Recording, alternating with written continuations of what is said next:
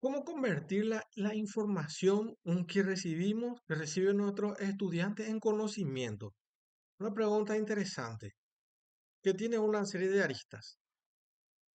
Todo lo que nuestro cerebro aprende lo hace a través de los sentidos, la vista, el oído, etcétera. Esto es bien sabido por todos.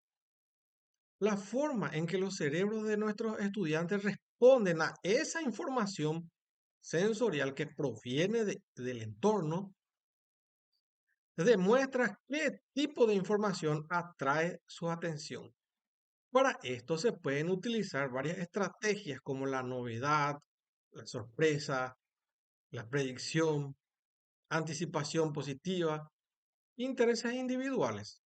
Otras técnicas para focalizar la atención de los alumnos es que ellos, por ejemplo, necesitan ver, oír y recordar.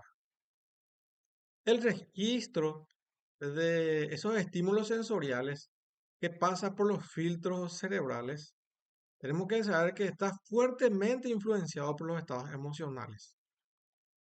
Un modo que permite contribuir a que estos filtros trabajen de manera óptima es lograr disminuir los niveles de estrés. Comprender cómo la información se convierte en conocimiento y se transforma en memoria a largo plazo. Esta sí es una herramienta que puede contribuir a lo que todos los docentes buscamos, que es el éxito académico.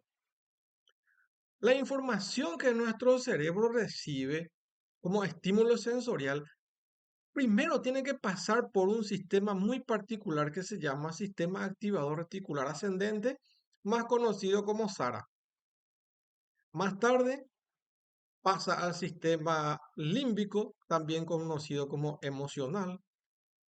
Y más tarde, luego, para recorrer ese sistema y esa información ser reconocida y codificada en áreas. Y finalmente esto queda almacenado en la memoria a largo plazo, que es lo que estamos buscando.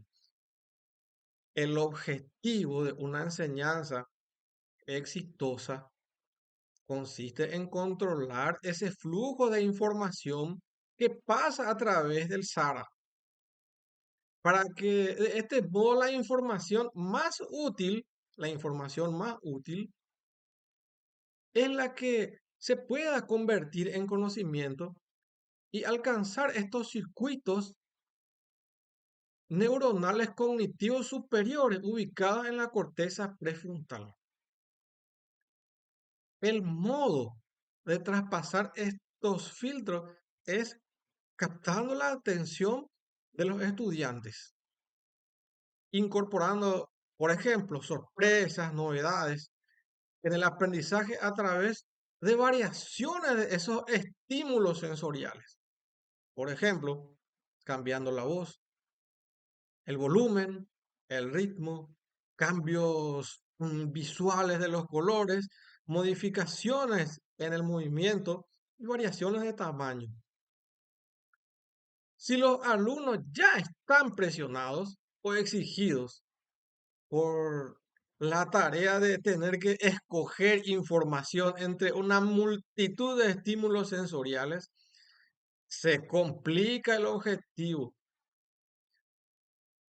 de que puedan mm, concentrar la atención en la información sensorial que es más valiosa, es importante en ese momento para los estudiantes. Creando bosquejos coloridos de la información nueva o utilizar tarjetas, por ejemplo, para asociar un número escrito en palabras con un símbolo numérico, son ejemplos de tareas interesantes para el cerebro. El cerebro tenemos que saber que es un órgano autoprotector que siempre busca el placer.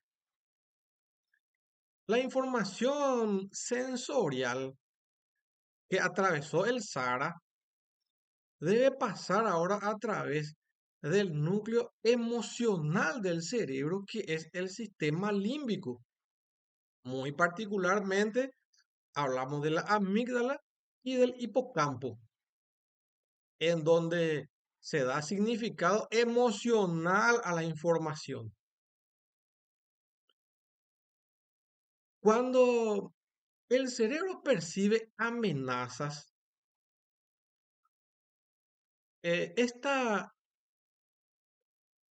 esta amenaza, ya sea, por ejemplo, en el aula, en una reunión, la persona siente cierto grado de estrés. El filtro límbico, por ejemplo, en la amígdala, cambia al modo supervivencia. Y de esta manera se desvía la información sensorial del cerebro racional a los centros automáticos, que básicamente es la respuesta de lucha y fuga, donde la información clave o esencial quizá no pueda ser captada. La amígdala anteriormente estaba considerada como un centro responsable de la de emoción en amenaza y miedo. Pero investigaciones más recientes han encontrado de que este centro profundo del cerebro también consolida la información potencial en la memoria a largo plazo. Y esto está acompañado de una emoción positiva.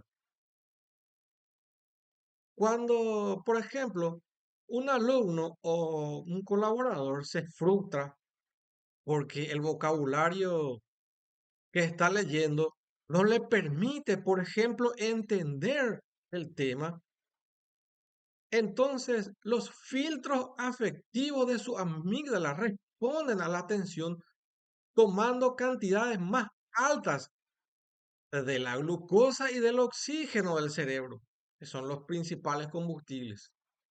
El cerebro de esta forma entra en modo supervivencia nuevamente. Actividades de aprendizaje planeadas para sostener la atención y el interés sin producir frustración, confusión o aburrimiento son ideales. Un informe del año 1998 que nos habla de la evidencia de descarga de dopamina durante un videojuego, publicado en la revista Nature, describió un estudio de tomografía en el cual un grupo de investigadores británicos encontraron que jugando esos videojuegos se producían unos cambios químicos en el cerebro que hacían aumentar la actividad de la dopamina. Estos autores describieron a la dopamina como similar a la observada, por ejemplo, cuando un adicto se inyecta anfetaminas de manera intravenosa. El efecto era similar. Sugirieron que los niños que jugaban habitualmente someten su cerebro en desarrollo a una reacción química agradable similar a la inyectada de la droga de la anfetamina. Y si juegan muy a menudo, es más probable que se hagan adictos a esa sensación. Cuando el cerebro secreta dopamina, que es un neurotransmisor, durante una experiencia agradable se construyen memorias fuertes de la misma, que posteriormente secretan dopamina en la expectativa de una próxima experiencia agradable que inicialmente dio lugar a la oleada de ese neurotransmisor. Este ciclo de anticipación de recompensa tiene muchas ventajas. Por ejemplo, aumento de la dopamina en el sistema límbico o emocional, como anteriormente cité, muy especialmente en el hipocampo, que facilita que se consolide esa información nueva y la conexión a priori con memorias relacionadas. La dopamina llega a la corteza prefrontal, aumenta la liberación de otro neurotransmisor que es la acetilcolina, que incrementa el foco atencional. Una vez más, hablamos de la atención. Por ejemplo, usted puede introducir una nueva manera de repasar vocabulario escribiendo, por ejemplo, una lista de palabras en una pizarra y dramatizar mientras los alumnos dicen qué palabras piensan que usted está actuando. Este modo de enseñanza es bajo en amenazas, alto en placer y asociado al incremento de la dopamina. También los estudios de las actividades o experiencias que se asocian a niveles, digamos, crecientes de dopamina en el cerebro incluyen, por ejemplo, movimientos físicos, conexiones del saber con intereses personales, contacto social, música, novedad, sentido del riesgo. Podemos citar también la recompensa emocional, iniciativa, juego, humor, entre varios. Usted puede incorporar las experiencias y estas actividades en las lecciones que imparte.